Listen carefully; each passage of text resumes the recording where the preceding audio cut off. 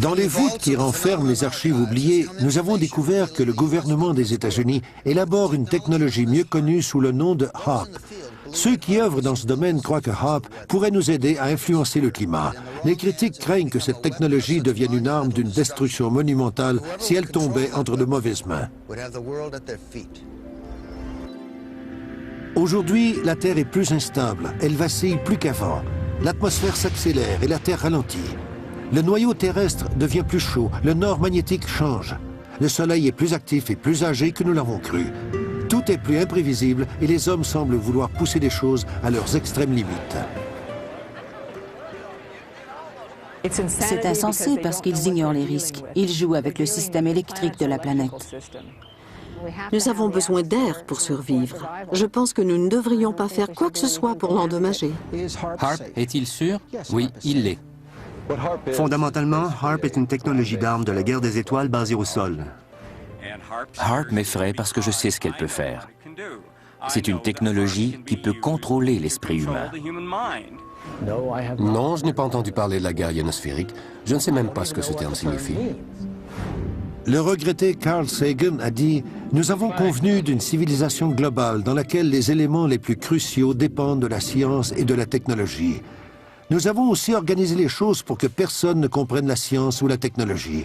Nous pourrions y échapper pour un certain temps, mais tôt ou tard, ce mélange explosif d'ignorance et de pouvoir nous sautera au visage. »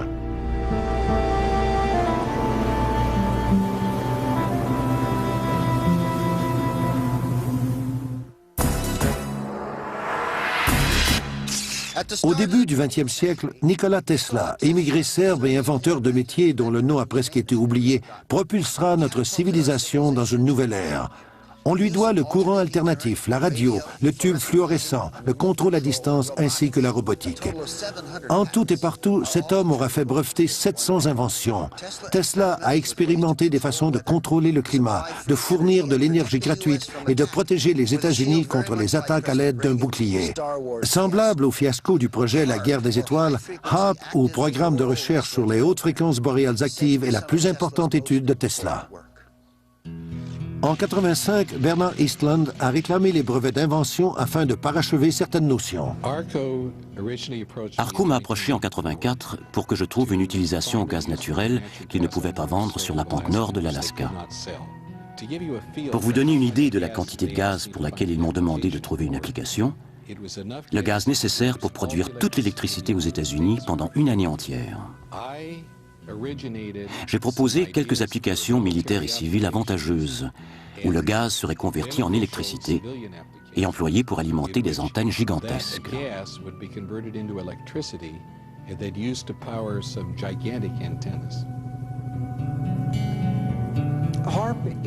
HAARP est une grosse antenne qui capte la fréquence radio et que nous orientons dans la haute atmosphère pour simuler le rôle du Soleil.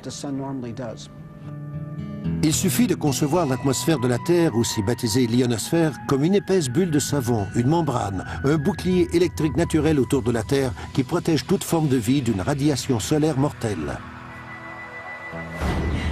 Sans l'ionosphère, on serait grillé. Toute la vie sur la Terre serait grillée.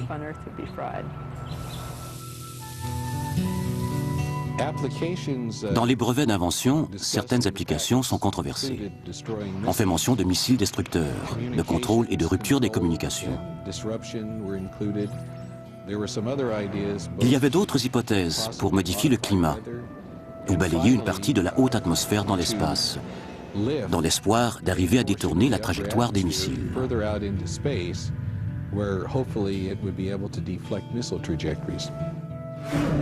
En orientant la fréquence radio dans l'ionosphère, nous faisons en sorte que celle-ci frappe les molécules d'atmosphère. Elle a tendance à faire bouger plus vite les particules sous-atomiques, à augmenter la température à plus de 1600 degrés, ce que fait normalement le Soleil à ces particules dans l'atmosphère.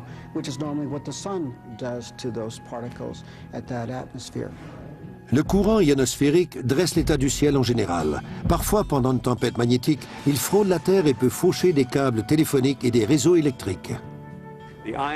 L'ionosphère de la Terre contient une énorme quantité d'énergie. Il y a 8000 orages qui se produisent partout sur la Terre, à n'importe quel moment. Il y a des millions d'ampères d'électricité qui se déversent sur la Terre grâce à la foudre, et HAARP pourrait être un élément déclencheur.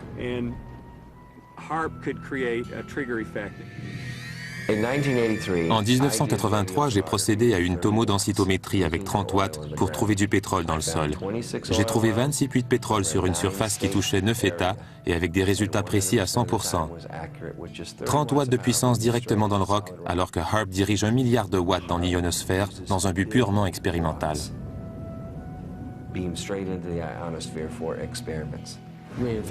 Nous faisons des expériences et nous planifions des essais afin de détecter des tunnels souterrains. On peut modifier les fréquences ou réorienter l'antenne de façon à passer d'une partie de l'ionosphère à l'autre, ce qui nous permet d'acquérir plus de puissance que n'importe où ailleurs.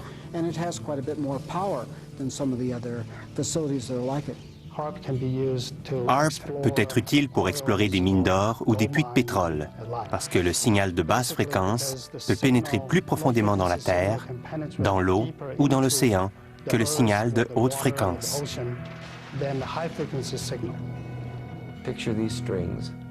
Imaginez les cordes de ce piano comme les couches de la Terre. Chacune a sa propre fréquence. Nous orientons les ondes hertziennes dans la Terre et elles font vibrer n'importe quelle corde présente dans le sol. Nous pourrions recevoir un son qui nous indiquerait que c'est du gaz naturel ou un autre qui nous suggérerait que c'est du pétrole brut. Nous serions capables d'identifier chaque fréquence de chaque couche terrestre. Nous avons accompli cela avec seulement 30 watts de puissance de rayonnement. Si on réussit avec 1 milliard de watts, les vibrations seraient si violentes que le piano entier tremblerait. En fait, la maison entière tremblerait. Les vibrations pourraient être si sévères qu'elles pourraient provoquer un tremblement de terre.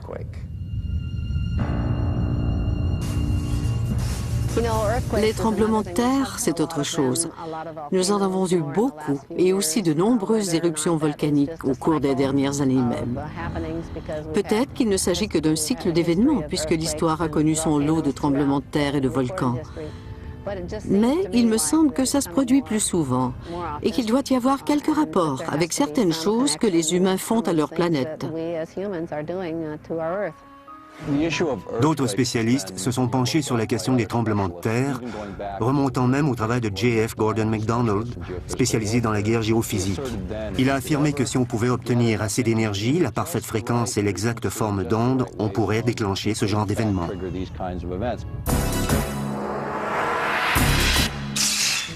Pendant 50 ans, nous avons fiché des trous dans notre atmosphère avec des fusées, détruit l'ozone avec les CFC et causé d'autres problèmes sérieux en faisant des essais d'armes nucléaires. Comment cela a-t-il affecté le climat?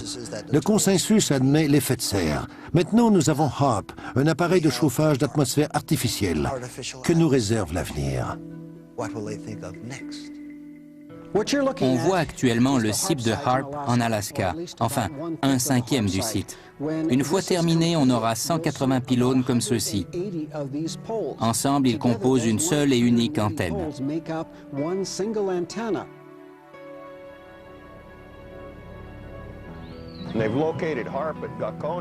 HAARP est situé à Gakona parce que la magnétosphère y est plus proche de la surface de la Terre. Ils ont besoin de cette traction magnétique pour décharger dans l'ionosphère et dans la stratosphère. Les gens d'ici n'ont rien su du projet et de la venue de HAARP, ni des modifications apportées pendant sa gestation. Le consortium d'antennes de HAARP produit 1 milliard de watts de faisceaux radio de haute fréquence qui pénètrent la basse ionosphère et agissent réciproquement avec l'électrojet auroral. Pendant cette modification, ce faisceau balaie et stimule l'ionosphère, créant des ondes mégamétriques qui peuvent se déplacer sur de grandes distances dans la basse atmosphère et pénétrer dans la Terre pour y dénicher des missiles, des tunnels souterrains et communiquer avec des sous-marins cachés. Le rôle décrit dans le brevet d'invention de 1991 serait tel que si chacun devait tirer un missile de n'importe quelle direction, n'importe où, vers un autre point sur la Terre, il intercepterait la couche correspondante et serait détruit. Nous avons présenté ce document au cours d'un atelier, mais encore là, c'est un document de planification, et les plans tels qu'ils ont été conçus n'étaient pas inclus.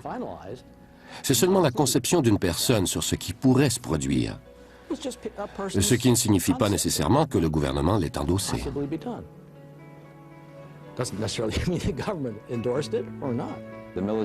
L'expertise militaire l'explique comme étant une étape d'un projet à phase multiple. Il va progresser, et c'est précisément ce qui nous inquiète. Ça pourrait devenir aussi important que ce qui a été décidé dans l'étude des impacts sur l'environnement, pas davantage.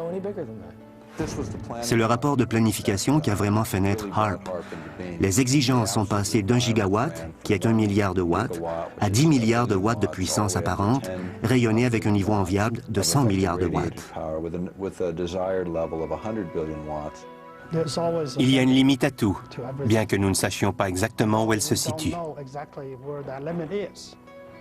Ils le reconnaissent dans leur exposé quand ils disent « Nous ignorons les résultats de l'étape suivante ». Autrement dit, on utilise l'ionosphère comme un amplificateur et comme moyen d'émission.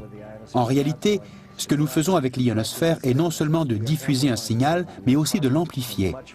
Nous faisons en sorte qu'il soit beaucoup plus intense, des centaines de milliers de fois plus intense qu'il le devrait. Nous émettons cet indicatif sur un grand secteur de la Terre. Ici circule ce qu'on appelle l'électrojet auroral. On y dépose l'énergie, on change l'environnement et on transforme le courant. On produit alors des ondes mégamétriques et myriamétriques. En d'autres termes, le courant ionosphérique auroral est une rivière d'électricité qui est loin au-dessus de nous. Récemment, j'ai lu dans un journal qu'ils ont l'intention de l'abaisser tout près de la Terre afin d'y exploiter une immense centrale électrique. C'est de la folie. À sa plus forte puissance, l'énergie du rayon déployée pendant 1 heure et demie équivaudrait à celle de la bombe à hydrogène.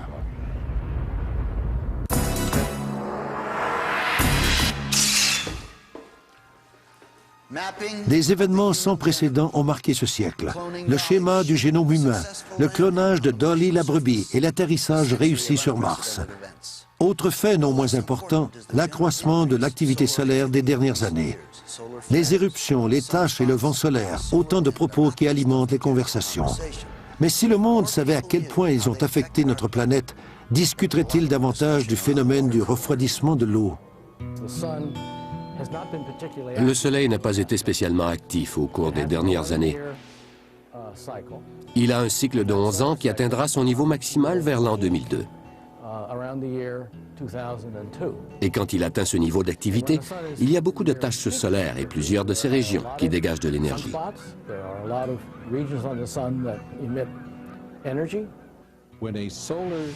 Quand une éruption solaire frappe l'ionosphère de la Terre, elle embrouille les communications radio. La raison est simple. Quand il y a des perturbations dans l'ionosphère, nous ne pouvons pas communiquer avec nos satellites. HARP n'agit pas sur les communications mondiales. Le Soleil provoque des changements dans l'ionosphère. Nous ne pouvons que deviner. Nous ne connaissons pas les effets du Soleil sur l'ionosphère. Ce que j'ai dans les mains est une lampe à décharge sans électrodes, contenant un gaz troposphérique, un peu semblable à l'atmosphère de la Terre. Je vais maintenant le placer dans un four à micro-ondes et l'irradier avec 1 watt par centimètre carré. Avec seulement 1 watt, on obtient le milieu nécessaire pour fractionner l'air, peu importe ce qui arrive. On peut voir tout le mouvement dans le plasma. C'est caractéristique de ce qui arrivera à haute altitude, là où l'ionosphère est irradiée par ces grands rayons. C'était 1 watt par centimètre. HARP concentre 3,6 millions de watts et les comprime dans un rayon d'1 milliard de watts, 1 gigawatt. Nous comprimons les mégawatts dans un rayon étroit. Ensuite, dans un espace minuscule, on peut créer ce qu'on appelle un gigawatt effectif. Pour ce qui est d'injecter des particules d'énergie plus hautes dans le système électrique de la Terre, l'ionosphère est un système dynamique, toujours en mouvement et en transformation. Je ne pense pas que quiconque sur cette planète sait vraiment quand s'arrêter. Ça prend une quantité minuscule d'énergie pour en libérer une somme énorme. C'est la même chose qu'une balle de fusil. Derrière la balle, la gâchette évacue une minuscule quantité d'énergie, mais elle déclenche une grande puissance dans la balle elle-même.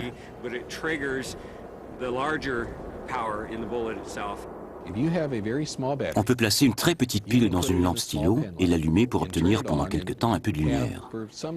On peut prendre la même pile et la mettre dans un appareil photo. Et quand on appuie sur le bouton, la lumière est aveuglante. La structure du radar fait en sorte que ces réserves électromagnétiques peuvent subir une impulsion. L'impulsion n'a pas d'importance. La Terre est une suite d'interconnexions.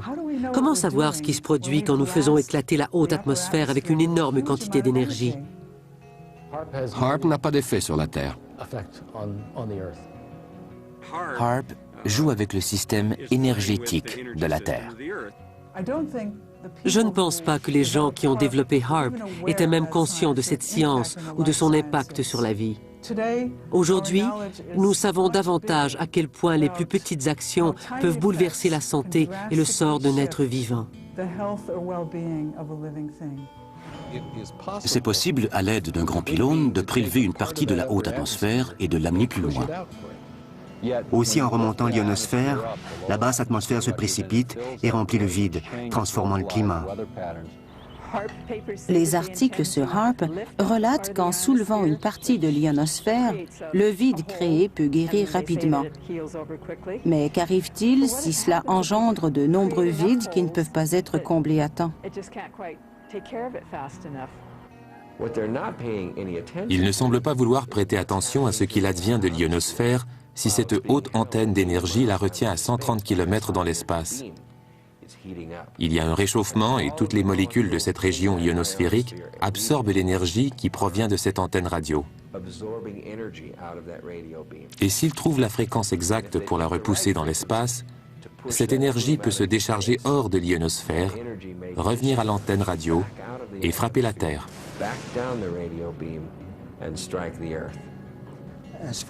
Quant à moi, la création d'un vide est l'analogie de mettre la main dans l'eau. C'est vrai, on occupe l'espace, mais quand on la retire, tout se remet en place comme avant.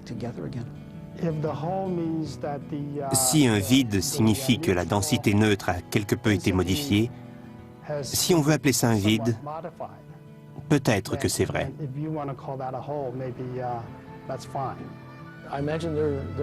J'imagine des centaines de satellites qui ont des interactions avec l'ionosphère. Ils apportent tous leur propre modification de l'ionosphère.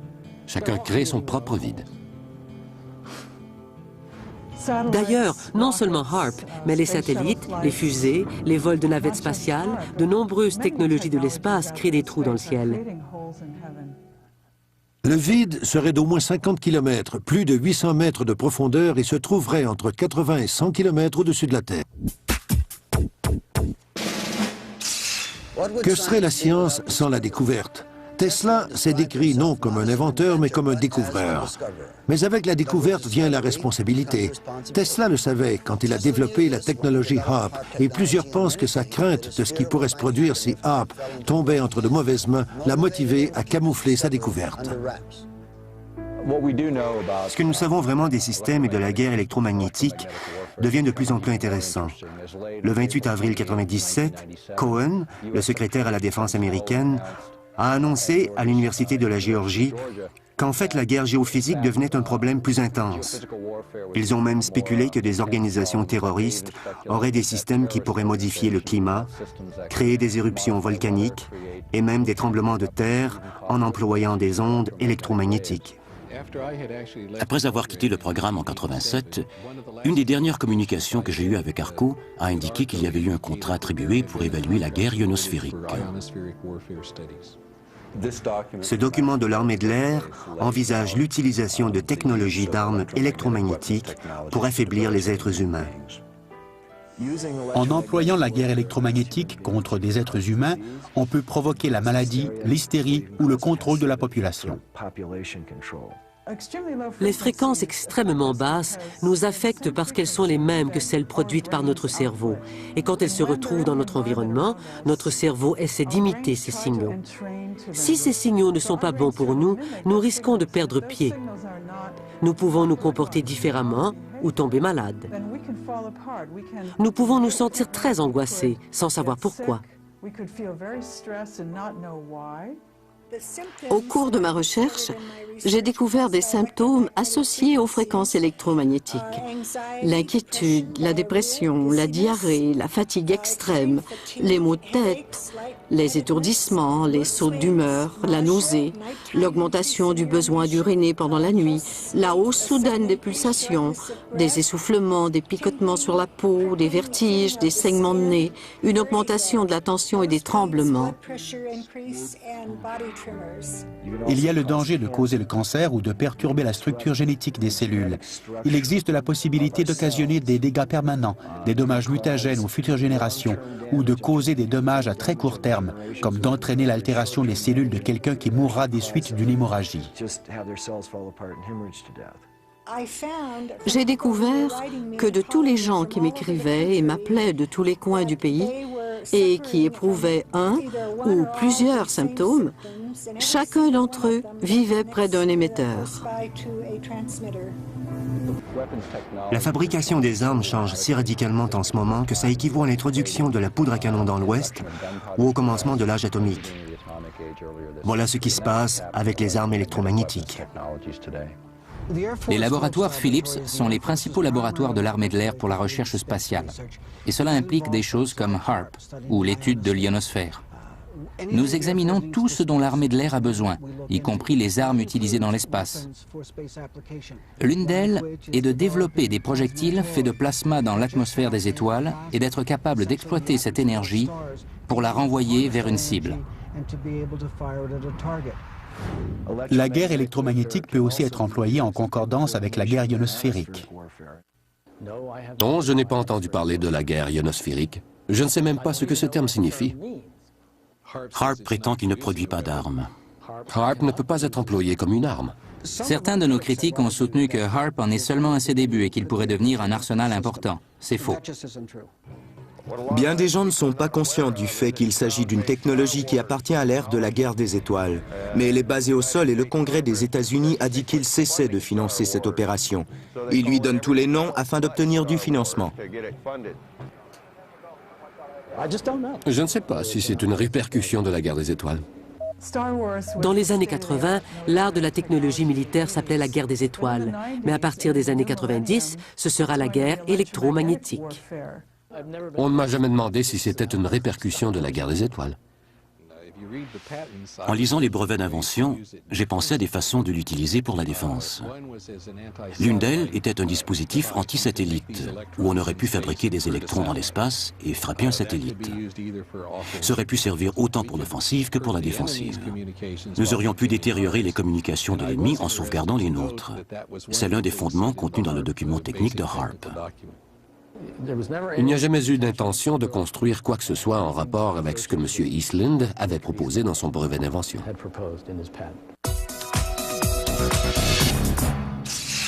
Il y a plusieurs stations HAARP, mais la plus grande et la plus puissante est située en Alaska.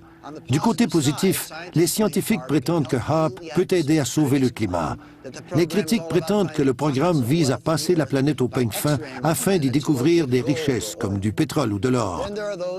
Alors, il y a ceux qui croient que HAARP est strictement militaire, avec un superbe système de communication sophistiqué qui a le pouvoir d'interagir avec des sous-marins cachés ou, s'il est employé comme une arme, est capable de changer les impulsions électriques du cerveau humain. Est-ce possible?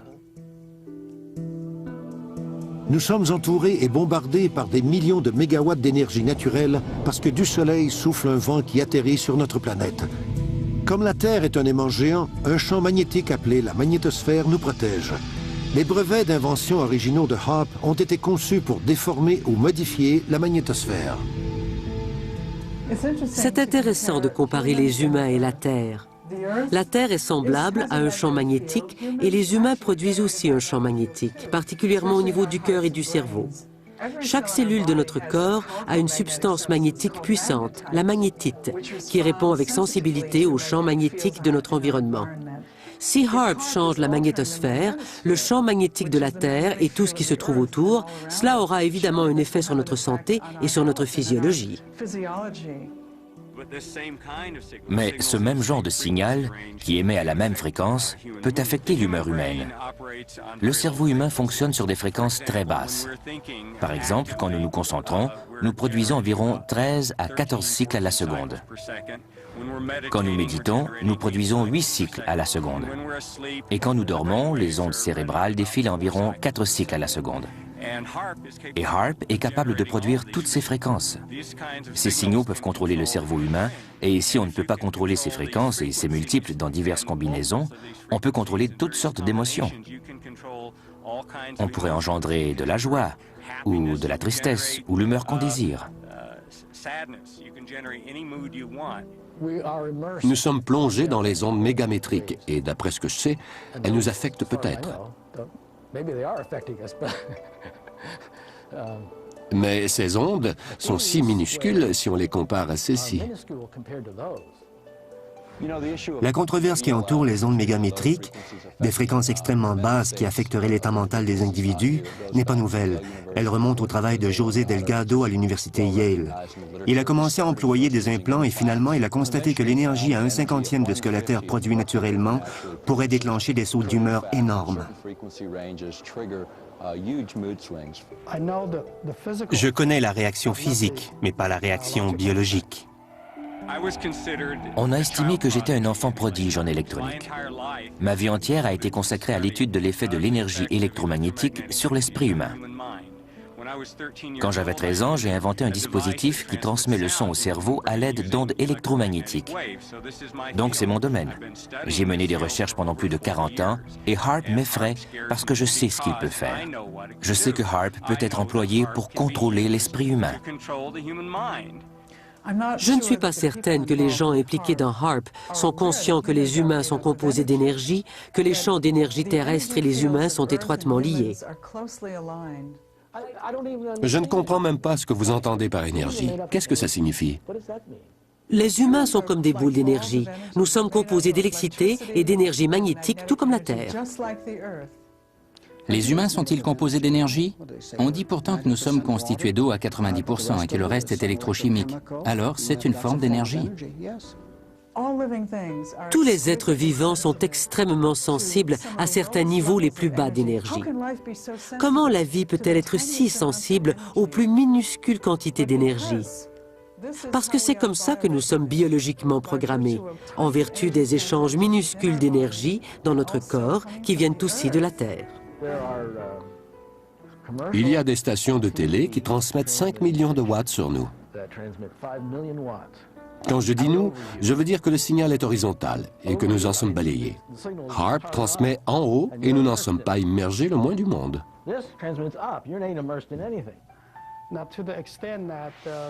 Les enfants qui regardent la télévision couleur me préoccupent plus que le fait de recevoir des rayons qui émanent de HAARP ou d'un autre appareil.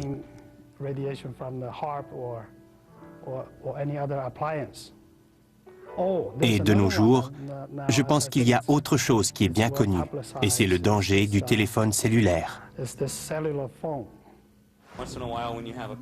De temps à autre, quand il y a une panne de courant, la plupart des personnes peuvent percevoir une sorte de relâchement. La minute où l'électricité s'en va, ils ressentent une relaxation intérieure, un soulagement de la tension, semblable à celui qu'amènent les ondes électromagnétiques, et quand le courant revient, les tensions reviennent. Nous nageons dans un océan d'énergie. Nous sommes dans une mer de gaz, une mer de particules chargées, et elles se déplacent constamment comme un courant dans l'océan, comme les courants que forme le vent dans l'atmosphère. Et nous attirons ces particules. Wilhelm Reich a attiré ces particules.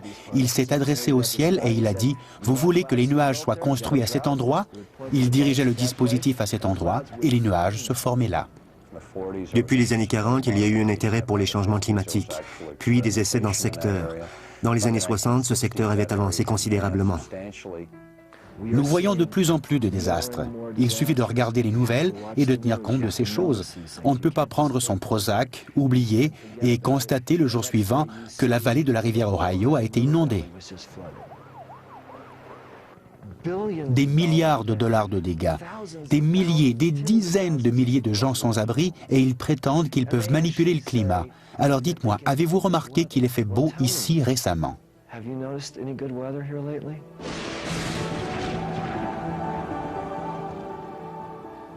Aujourd'hui, nous avons un certain nombre de technologies, non seulement HAARP, mais des satellites et d'autres appareils réchauffent l'ionosphère, placés dans des endroits stratégiques partout dans le monde, et ils peuvent créer des perturbations.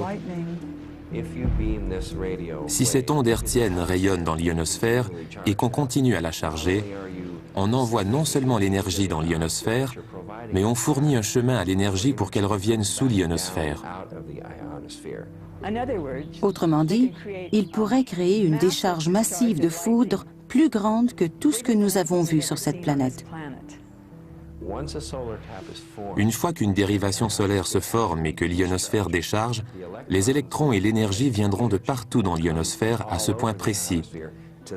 Et ils frapperont le sol dans un axe 100 fois plus grand que n'importe quel axe de foudre imaginable. Il faut reconnaître que c'est un peu tiré par les cheveux. Mais chaque fois qu'on l'expérimente, on court des risques avec de grandes sommes d'énergie. Et il faut envisager le pire des scénarios, et celui-ci pourrait l'être.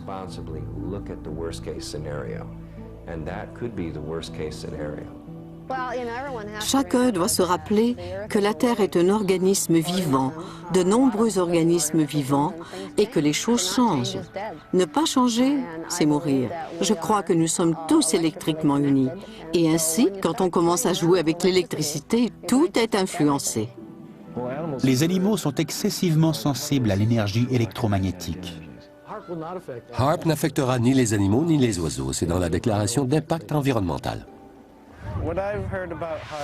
Ce que j'ai entendu dire à propos de HAARP est qu'il peut faire un trou dans l'atmosphère.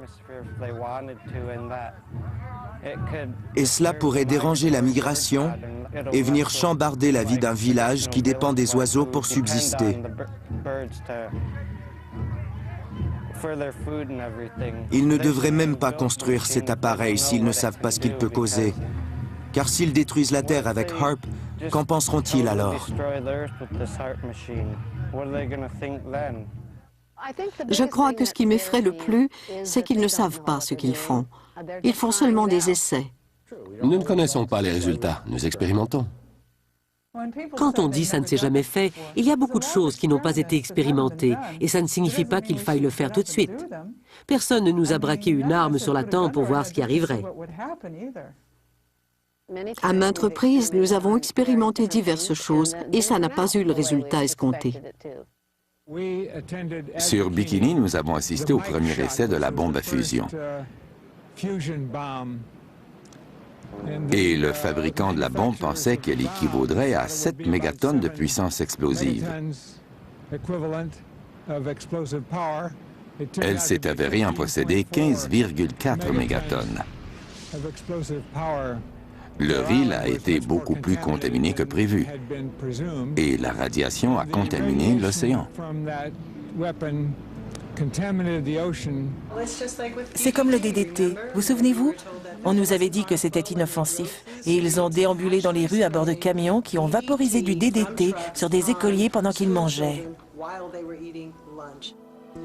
Tandis que nous devrions étreindre et non pas craindre l'apparition des nouvelles sciences, des catastrophes comme celle de 3 Mile Island, Tchernobyl et Hanford nous ont appris que nous devons savoir quand retenir le génie dans la bouteille.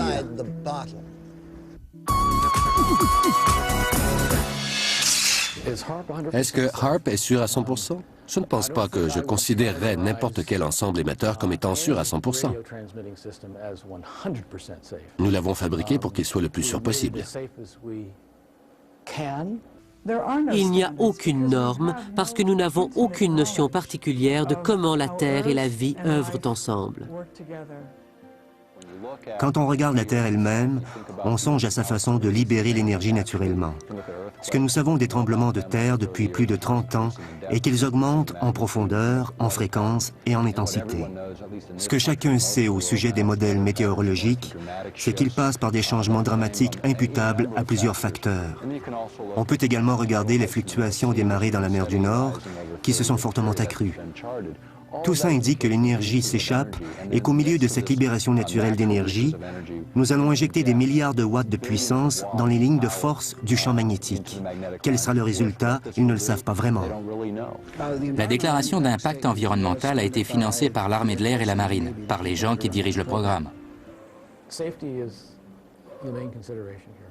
La sécurité est la principale précaution. Sécurité de l'aviation, de la radiofréquence. La déclaration d'impact environnemental est le document maître. Et chacun qui se soucie de l'environnement doit venir nous voir. Il doit nous le faire savoir.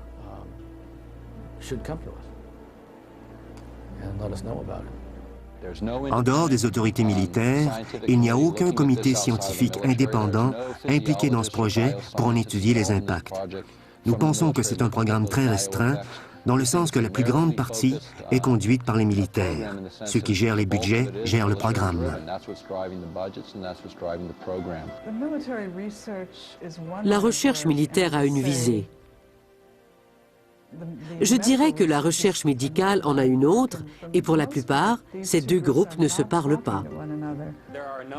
Il y a un certain nombre de scientifiques, comme moi, qui se préoccupent de cela, qui craignent ce que HAARP peut faire à la planète, non seulement en termes de contrôle de la pensée, mais au sujet des changements climatiques, des transformations terrestres, des tremblements de terre, toutes ces choses-là. Et nous devons tous nous unir. Nous devons entrer en contact les uns avec les autres sur l'Internet. Nous devons discuter de cela, et les scientifiques doivent contacter les représentants du gouvernement et leur dire ce qu'ils en pensent. Nos critiques ont parlé de HAARP et de certains problèmes qu'ils perçoivent. Si quelqu'un, n'importe quel groupe ou individu est concerné, ils sont le bienvenu sur le site. Ils sont invités à réunir une équipe indépendante d'experts pour venir sur le site et passer en revue ce que nous faisons. Nous n'avons absolument rien à cacher. Nous devons amener des gens de toutes les conditions sociales à étudier les impacts probables de cette technologie. Nous ne connaissons pas les effets. Je suis inquiète parce que les gens qui comprennent que la vie est un tout ne sont pas les gens qui prennent les décisions au sujet de ces expériences sur notre ionosphère. L'air que je respire est le même que chacun respire. L'eau, l'air et la terre, c'est la vie. Faisons ce que nous devons faire pour la protéger. Comme organismes vivants, nous sommes accessibles et nous ne pouvons pas tirer une ligne entre là où s'arrêtent nos limites et là où celle du domaine du non-être commence. La Terre est un organisme vivant. Elle n'est pas à l'extérieur de nous. C'est une partie intime de ce que nous sommes et quand nous la détruisons, nous nous détruisons nous-mêmes. Si quelqu'un a un problème, qu'il nous le fasse savoir. Et s'il s'agit de quelque chose que nous aurions dû déclarer, bien sûr, nous le dirons très haut. Aujourd'hui, le problème, c'est que les gens ne font pas confiance au gouvernement. Et ils ont raison, parce qu'à plusieurs reprises au cours des dernières années, on ne leur a pas dit la vérité. Le système électrique de la planète n'est pas là pour que nous l'exploitions au profit du ministère de la Défense. Il fait partie d'un tout, de l'harmonieuse organisation interreliée qui supporte toute la vie sur cette planète.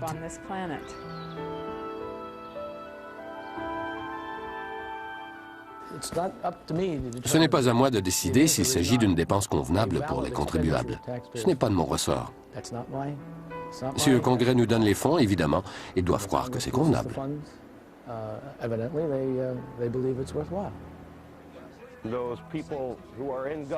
Aux gens du gouvernement qui me disent souvent qu'ils suivent seulement les ordres, ma réponse est celle-ci.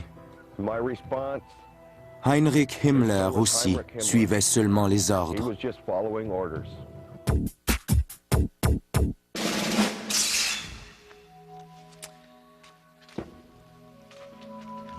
HARP est prévu pour être entièrement opérationnel en 2002. Nous venons d'entendre les ingénieurs électriques, les physiciens atmosphériques et les biophysiciens du programme, ceux qui semblent très préoccupés, tous ceux qui veulent le bien pour la science et l'humanité. Le gouvernement fait-il tout ce qu'il peut pour assurer la sécurité de notre monde? Nous investissons des milliards de dollars dans cette technologie et la question est de savoir où tout cela finira-t-il. Nous avons déjà dépensé environ 3 billions de dollars dans l'aventure nucléaire. Ça n'a aucun sens de tirer davantage de HARP. Il est supposé être destiné à la recherche, c'est tout. Bien que HARP soit encore modeste, chaque grand programme d'armement l'était à l'origine. Nous le réalisons 50 ans plus tard.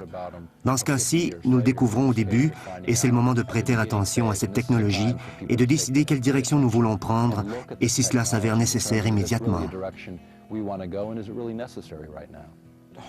HARP n'est pas une menace, c'est un bienfait. Les militaires ont des plans très distincts et posent des questions différentes de celles des scientifiques intéressés par les retombées médicales ou la guérison de la planète. Nous savons aussi qu'il y a d'autres fréquences très spécifiques qui diffèrent de celles des enjeux de la guerre et qui peuvent accélérer la guérison naturelle de nos corps. Ce n'est peut-être pas la Terre qui mourra, mais nous ne serons pas capables de supporter la vie humaine sur cette planète si nous continuons à multiplier les éléments technologiques déstabilisateurs. Si nous ne nous levons pas au nom de nos convictions, au nom de nos enfants, nous ne faisons pas notre devoir. Peut-être que la vraie sagesse se trouve dans la connaissance de nos limites et que même les lois de la nature sont incertaines. Face à cette technologie, nous sommes à nous demander si ces expériences mettent en danger notre survie à long terme.